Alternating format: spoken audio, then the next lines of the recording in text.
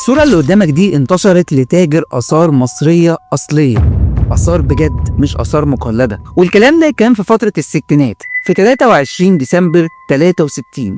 تاجر اسمه حفناوي الشاعر. التاجر ده كان مشهور ومحله اللي هو بيبيع فيه الآثار محل مرخص من الدولة، وكان في وقتها ينفع ان هو يتاجر في الآثار المكررة، يعني آثار أصلية فعلا بس فيها أكتر من تمثال لنفس الأثر.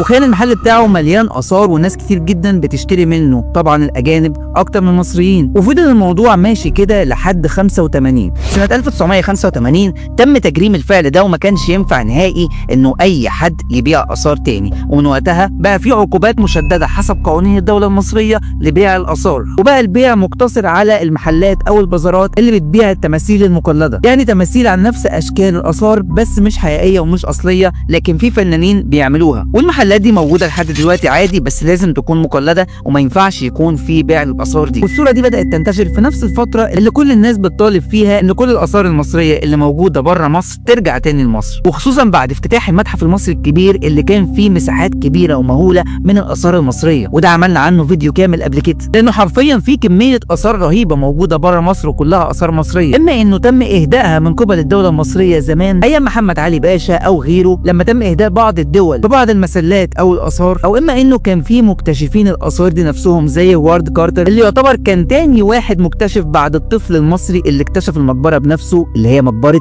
توت عنخ آمون. وهوارد كارتر كان في الوقت ده بيهدي بعض الملوك والرؤساء بعض الآثار المصرية اللي اكتشفها. أراك توزع من مال أمك. يعني الحاجات اللي كانت بتتباع زمان او الحاجات اللي تم اهدائها او اللي اتاخدت من مصر من غير علمها اصلا، الاثار دي منتشره حاليا في المانيا وفي فرنسا وفي بريطانيا وفي امريكا، يعني متاحف العالم كله موجود فيها اثار مصريه اكتر من اثارها هي شخصيا. وفعلا الصوره دي انتشرت على السوشيال ميديا كلها عشان يعرفوا ان زمان كان مسموح بالحاجات دي، لكن دلوقتي ما ينفعش اثار مصريه تبقى موجوده بره مصر، وبالتالي لازم اي اثر مصري موجود في اي دوله يرجع تاني لوطنه. وعشان كده في مطالبات كتير اليومين دول بتطالب ان راس الملكه نفرتيتي وحجر رشيد يرجعوا من الدول اللي هم موجودين فيها لوطنهم الاصلي مصر. وكان لازم التاكيد على شده العقوبات من سنه 85 لحد دلوقتي لاي حد بيفكر ان هو يتاجر في اثار اصليه، لان الاثار ملك الدوله ولازم تفضل موجوده جوه مصر. انا عادل مجدي، شير كتير جدا للفيديو ده عشان ناس كتير ما تعرفش كميه الاثار اللي بره اللي المفروض ترجع لبلدها. ومستني رايك، هل انت كنت تعرف زمان انه في تجاره مسموح بيها للاثار ولا اول مره تسمع عن الموضوع؟